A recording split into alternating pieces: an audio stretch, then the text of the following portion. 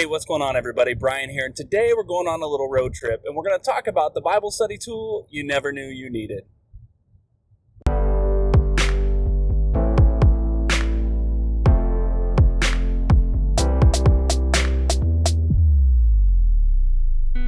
So today we're on a little bit of a road trip, and this is a trip that I knew I had to take. It was coming up, and it's actually been rescheduled a number of times, so I had to actually jump in the car today, change my schedule a little bit, and make sure that I got this trip in. So here we go. I thought, instead of waiting till late tonight to record when I get home, I'd try something a little bit different, because today I want to talk about a Bible study tool that most of us don't think about as we sit down to study our Bible. And I thought, what better way to talk about that tool than while I'm using that tool? A map. This is a strange way to go.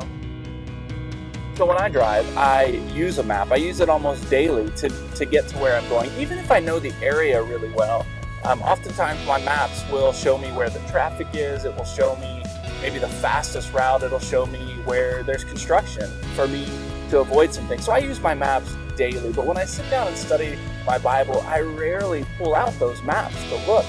So if you have a study Bible or any kind of Bible that has an index or a concordance or reference in the back of it, a lot of times you'll have these maps back there. And these maps are anything from, the Old Testament world, the route the Hebrew people took out of Egypt as they were making their way to the Promised Land. You'll have maps of Paul's journeys. You'll have maps of Jesus' ministry. You'll have all sorts of maps. And I remember when I was younger, I'd look at those maps and go, cool, why are these here?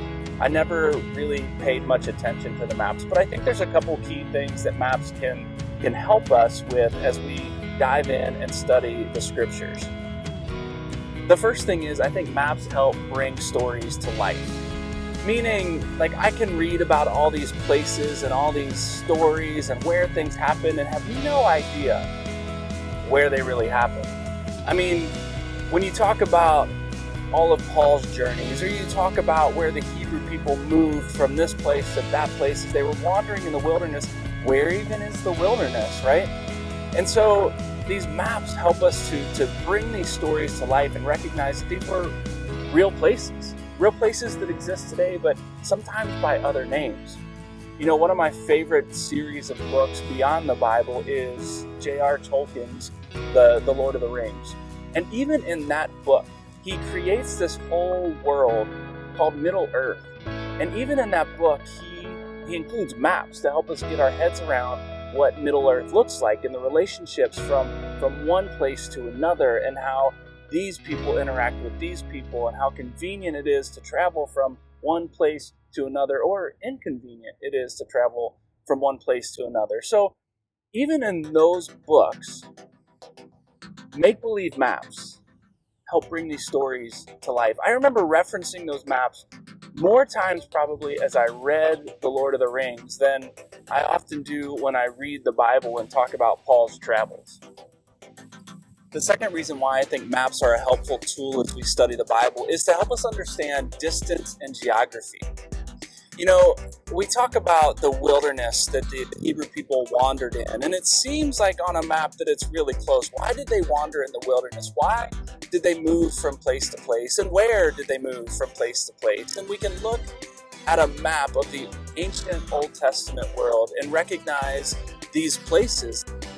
We can read about Mount Sinai and know where that is and how far they had to travel to get there once they left Egypt, and how far that was before they got to the Promised Land.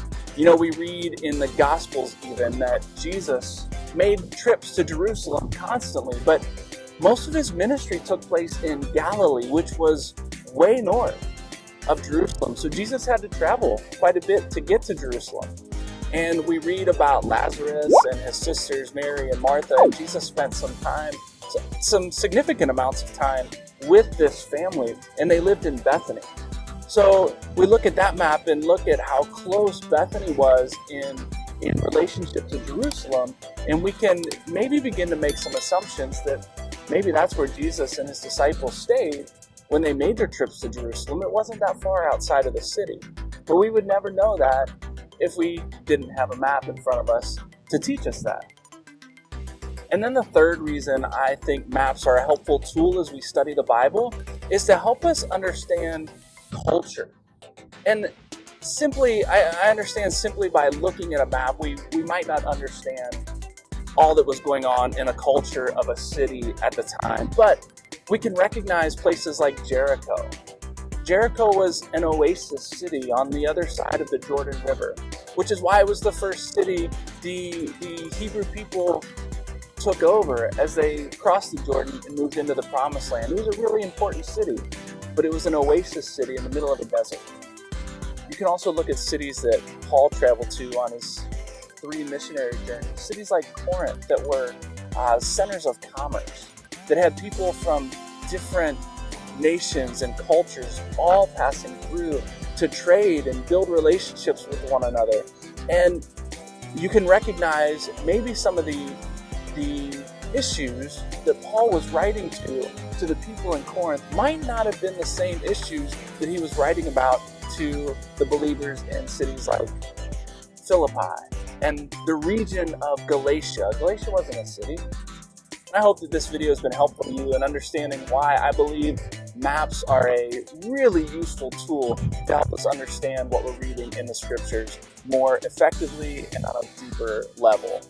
So as I use my maps to get to a place that I've never been before, I hope the next time you pick up your Bible, you find a Bible map, either in the back of your Bible or online, Google it, you can find plenty of Bible maps, that they'll help you get to places in your knowledge and understanding of the scriptures that you've never been before. If you like this video, go ahead and give it a thumbs up. Consider subscribing to the channel, and I'll see you in the next one.